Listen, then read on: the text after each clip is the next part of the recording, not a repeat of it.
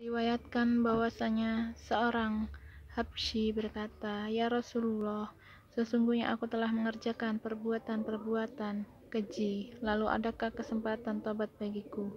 Beliau bersabda, "Ya, berlalulah." Dia tetap kemudian kembali lagi dan bersabda, "Ya." Berteriaklah orang Habsyi itu dan keluarlah melaknati iblis. Dia memohon tempo padanya. Allah memberikan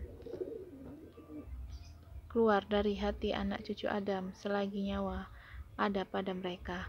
Allah Subhanahu wa Ta'ala berfirman, "Demi keagunganku dan keluhuranku, aku tidak akan menghalangimu dari anak cucu Adam itu selagi nyawa ada pada mereka."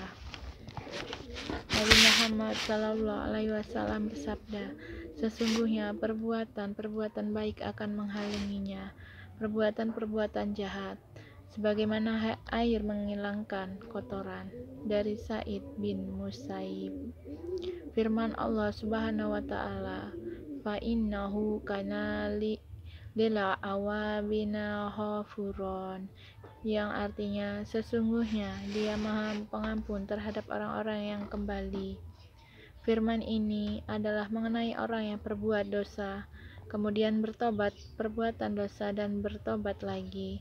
Fudail berkata, "Buatlah gembira orang-orang syidikin yang benar-benar beriman bahwa sesungguhnya apabila aku meletakkan keadilan pada mereka, pasti aku akan menyiksanya."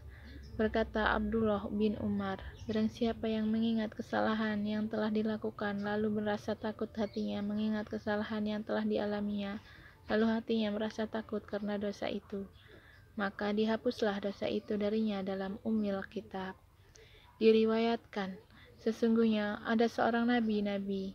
Allah membuat sebuah dosa. Allah menurunkan wahyu padanya, "Demi keagunganku, apabila engkau mengulangi lagi, tentu aku akan menyiksamu."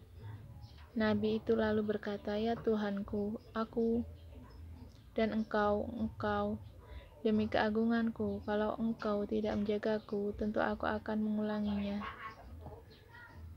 Lalu Allah menjaganya. Diriwayatkan, sesungguhnya ada seorang laki-laki bertanya kepada Ibnu Mas'ud mengenai dosa yang dilakukan apabila dia memiliki kesempatan tobat. Kemudian Ibnu Mas'ud menjawab, "Allah memiliki 8 buah pintu, semuanya tertutup dan terkunci kecuali pintu tobat.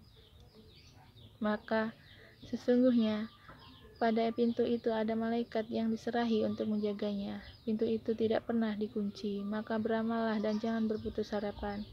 Diriwayatkan, sesungguhnya pernah ada seorang pemuda dari Bani Israel yang sudah mengabdi kepada Allah selama 20 tahun lamanya.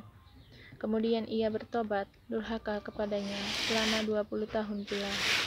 Ketika dia bercermin dan melihat uban pada jenggotnya, resahlah hatinya, lalu berkata, "Tuhanku, aku telah mengabdimu selama 20 tahun, kemudian mendurhakaimu 20 tahun pula.